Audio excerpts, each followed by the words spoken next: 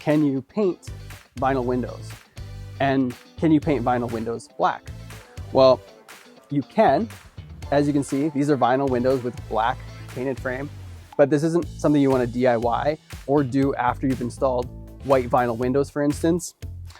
This black is applied in a factory setting using a powder coat that's electrostatically charged powder, gets applied to the frame so that it adheres. You get a nice clean presentation of the painted window. Whereas if you're just coming in with a paintbrush, you're gonna get streakiness, it's gonna wear over time, especially if being exposed to the elements, it's just gonna deteriorate that paint coat over the years.